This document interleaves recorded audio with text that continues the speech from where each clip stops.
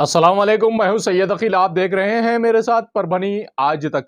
परभनी शहर के Kausar multi speciality hospital, यहाँ पर जिस तरह से महिलाओं को अपनी समस्याओं को लेकर यहाँ पर जाना पड़ता है और यहाँ पर जाने के बाद में उन्हें दिली सुकून जो महसूस होता है, यही आज हमें परभनी आज तक को देखने को मिला है। परभनी आज तक की टीम जब परभनी के कौसर मल्टी स्पेशलिटी हॉस्पिटल यहाँ पर पहुंची, यहाँ पर पहुंचने के बाद में फिजिकल प्रॉब्लम को लेकर कौसर मल्टी स्पेशलिटी हॉस्पिटल यहाँ पर जाती है और वहाँ जाने के बाद में उन्हें दिली सुकून मिलता है और उनका ऑपरेशन पूरी तरह से कामयाब हो जाता है। हकीकत में क्या है और किस तरह की प्रतिक्रिया हकीकत में क्या है, आइए जानते हैं खुद इन लोगों की ज़बानी कि पेशेंट को किस तरह का इत्मीनान हुआ है कौसर मल्टी स्पेशलिटी हॉस्पिटल यहाँ पर जाने के बाद में, और किस तरह की प्रतिक्रिया पेशेंट ने दी है। और उसी के साथ में कौसर मल्टी स्पेशलिटी हॉस्पिटल के डॉक्टर सालेहा कौसर पिछले 35 साल से जिस तरह से ये प्रैक्टिस कर रहे हैं और प्रैक्टिस करने के बाद में महिलाओं को किस तरह से सुकून मिलता है इनके हॉस्पिटल में जाने के बाद में,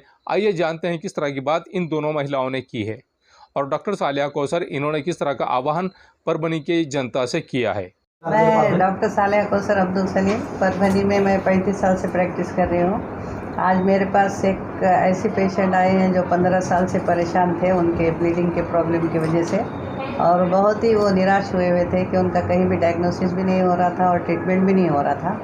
तो एक बार वो एक पूर्णिमा लोकरे मैडम, उनकी जो सहेली है, माहिर सेवा भावी संस्था की तरफ से अपने पास उन्होंने कैंप रखा था हॉस्पिटल में, तो कैंप में आए थे विज़िट देने के लिए।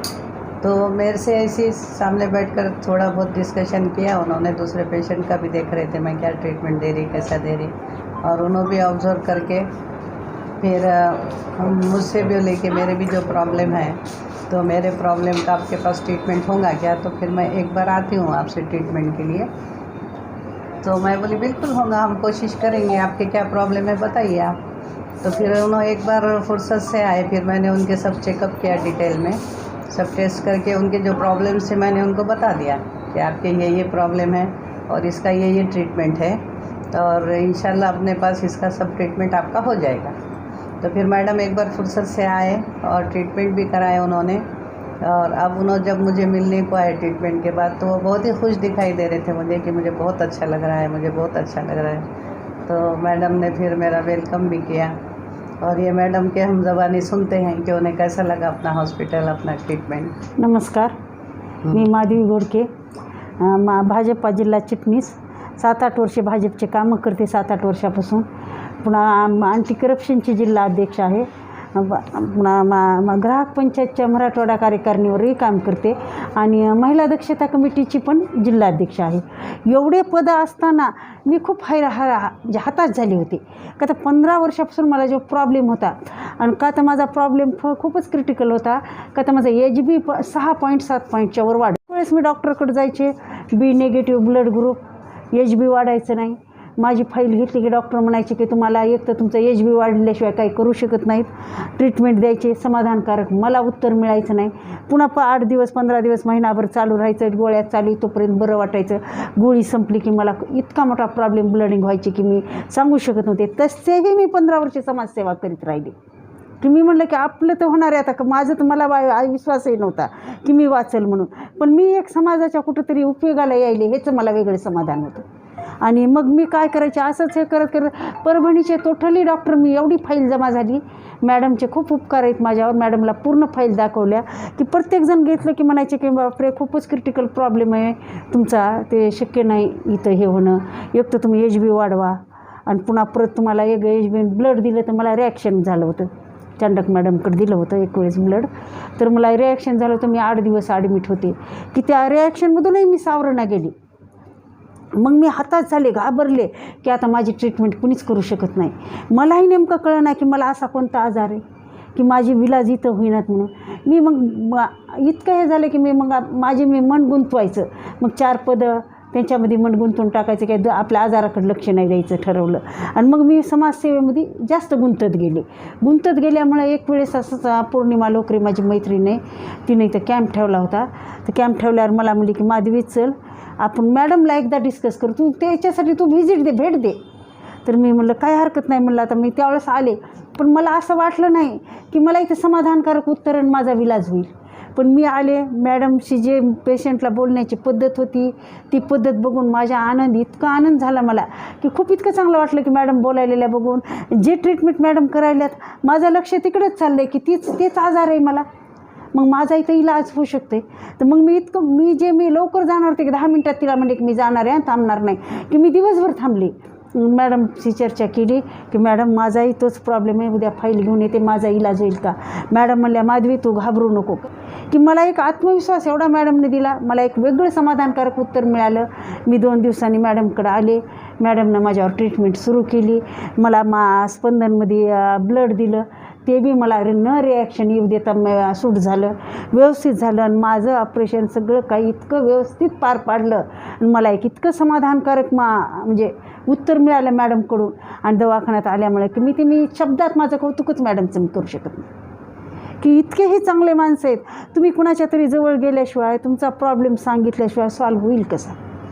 तुम्ही सांगा, तुम्हाला काही अडचणी कोणताही आजार असू द्या, मॅडमशी बोला, डिस्कस करा, चर्चा करा, सांगा.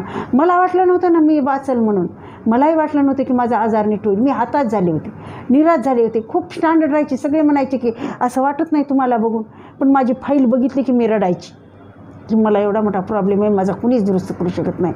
पण आज मॅडमनं केला, पूर्ण मी आजारातून मुक्त झाले, खूप आनंदी झाले. आता मी 6 महिन्यासाठी फिरायला चालले माहेरी, खोटं सांगत नाही, सगळीकडे आता की फक्त स्वतःसाठी जगायचे आता मला. आणि मी इतके आनंदी आहे. इतके दिवस मला काय वाटायचं मी क्षणाची सोबती, माझं काही खरं नाही. ईश्वराच्या नंतर डॉक्टर भेटले ते मॅडमच म्हणून भेटल्या खरंच कौसर.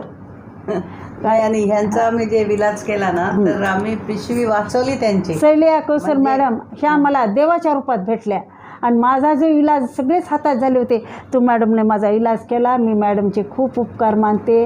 आज मला आईवडील नाहीत, पण आईवडिलाच्या रूपात एक मला डॉक्टर मॅडम मिळाल्या, तर मी आयुष्यभरही त्यांच्या ऋणात राहील की जो माझा इलाज केला. आणि खरोखर एक वेळेस मॅडमला सगळ्यांनी येऊन भेटावं आणि आपलं मत सांगावं. धन्यवाद. आणि आम्ही पण त्यांचं जे विलाज केला तर आम्ही पिशवी वाचवली त्यांची अजून, म्हणजे पिशवी एकदम काढली नाही त्यांची पिशवीचं सगळं जे प्रॉब्लेम होते ते जखमेचं ट्रीटमेंट केलं, पिशवी धुवून घेतली आपण आणि सूज कमी व्हायचे इंजेक्शन सुरू केले त्यांना. अजून त्यांचा विलाज चालू राहील. आणि पण हे 5-6 दिवस 8 दिवसातच त्यांना इतकं बरं वाटायले की त्यांना स्वतःला राहणं गेलं की त्या एकदम भेटल्या, नेहमी 2 दिवसात गावाला कमी व्हायच्या, ते सगळे त्यांच्या गोळ्या बंद झालेल्या आहेत आणि त्यांना खूप फ्रेश वाटायले. आता हिमोग्लोबिन पण त्यांचा 7 पासून 10.6 पर्यंत आला आणि की फ्रेश वाटायली तब्येत. त्यांना असं वाटायले की मी कशी गोळ्या खात होते नेहमी. आता वेगळ्या प्रकारच्या गोळ्या चालू आहेत, पण त्या दुसऱ्या गोळ्या चालू नाही आहेत. तर त्यांना इतका आनंद होते बघून मला खूप आनंद झाला की पेशंटला इतका आनंद झाल्यावर म्हणजे आपल्याला किती आनंद होते डॉक्टरला. तर त्याची काही लिमिटच नाही की चला देवाने आपल्या हातात जे दिलेली आहे, म्हणजे ट्रीटमेंट करायची जी शक्ती आणि आपल्याला जी बुद्धी दिलेली आहे, याचा आमच्या सगळ्या पेशंटसाठी उपयोग व्हावा हीच माझी विनंती आणि इच्छा राहील. आणि माधवी मॅडमला इतकं आनंदी बघून मला खरंच खूप आनंद झाला, त्याची मला लिमिटच नाही. धन्यवाद मॅडम.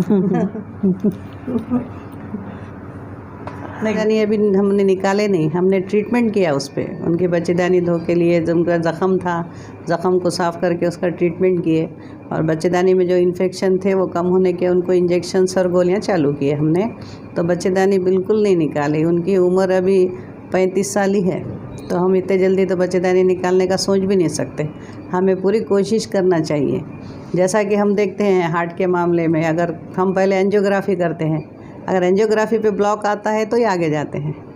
तो हम ये बच्चेदानी का भी ऐसे करते हैं कि अभी पहले उनके ज़ख़म के जो मायने वो रिपोर्ट आएंगे कि बच्चेदानी में कैंसर का डर है क्या कैंसर है क्या, तो ही हम बच्चेदानी निकालेंगे. अभी तो उनकी बच्चेदानी निकालने की मुझे भी ज़रूरत नहीं लगती. तो अल्लाह का एहसान है कि जो बच्चेदानी जो एक कुदरती चीज़ है लेडीज़ में, और वो एक हार्मोन्स का ज़रिया है, उसे हम बहुत सोच कर निकालना चाहिए. कि पहले ऐसा सोचते थे लोग कि बच्चेदानी एक सिर्फ बच्चा पैदा करने के लिए, बच्चा रखने के लिए ही है, मगर वैसा नहीं है. अभी साइंटिफिक स्टडी ने प्रूव किया है कि बच्चेदानी में भी हार्मोन्स होते हैं, ओवरी में भी हार्मोन्स होते हैं.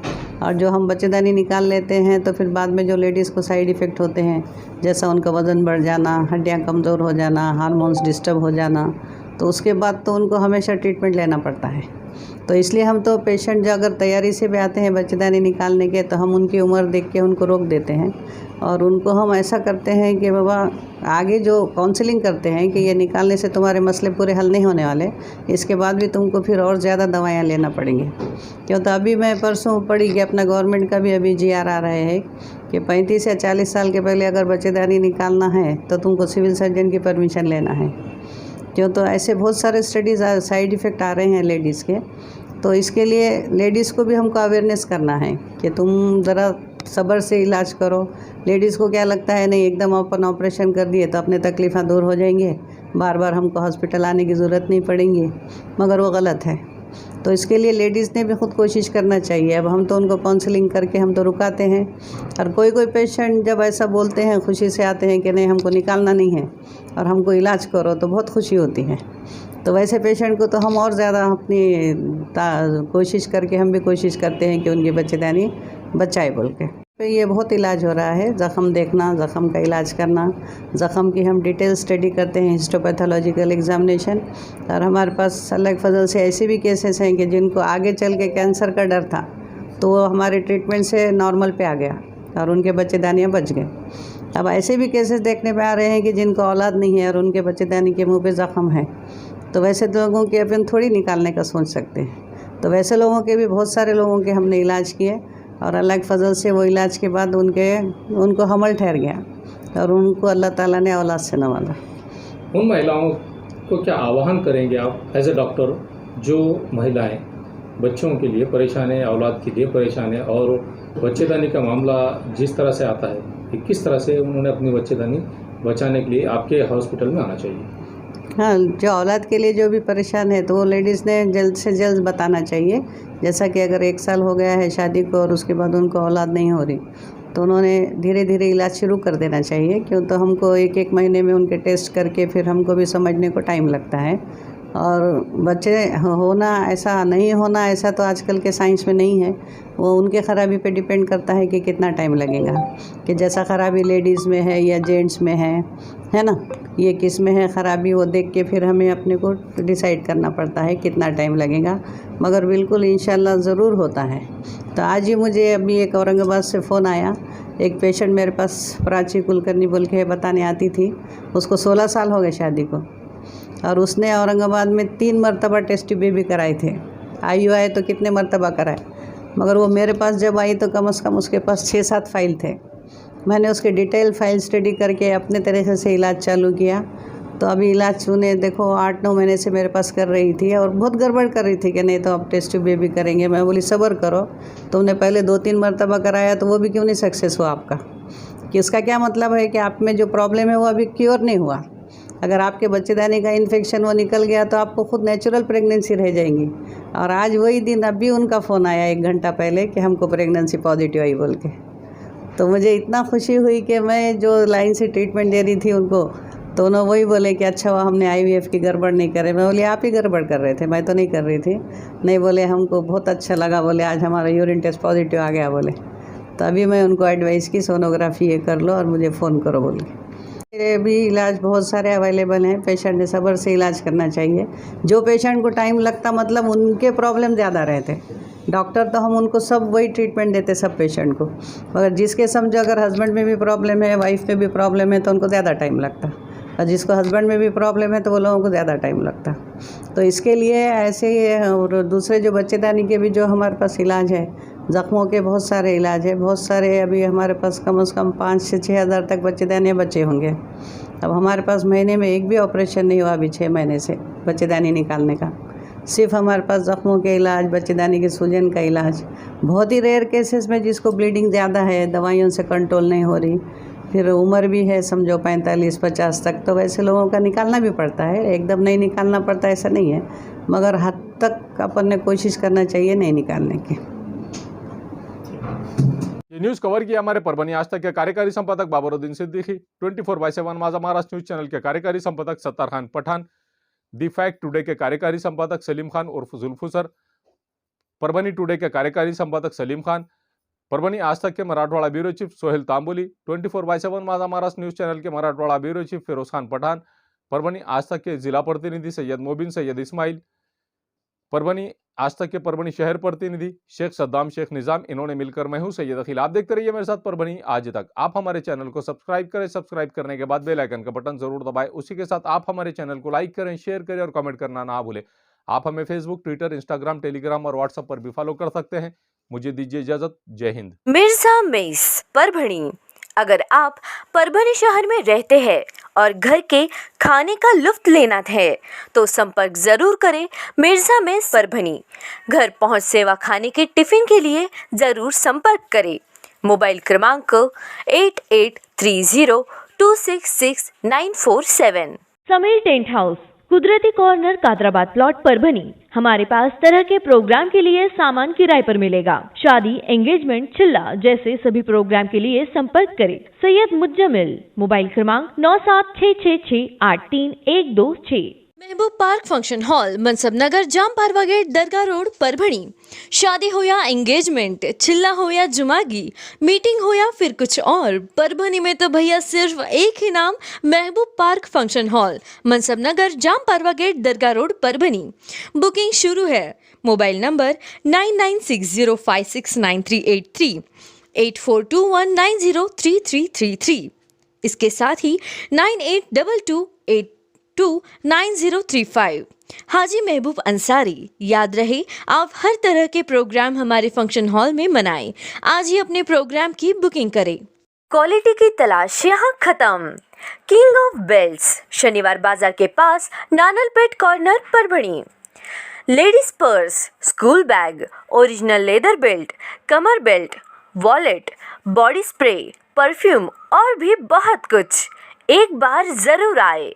किंग ऑफ बेल्ट, शनिवार बाजार, Nanalpet corner, Parbhani. SBS English speaking classes, Masoom colony, Dargah road, Parbhani. अगर आप घर बैठे इंग्लिश में बात करना सीखना है तो आज ही कांटेक्ट करें SBS English speaking classes. Mobile number 9823797828।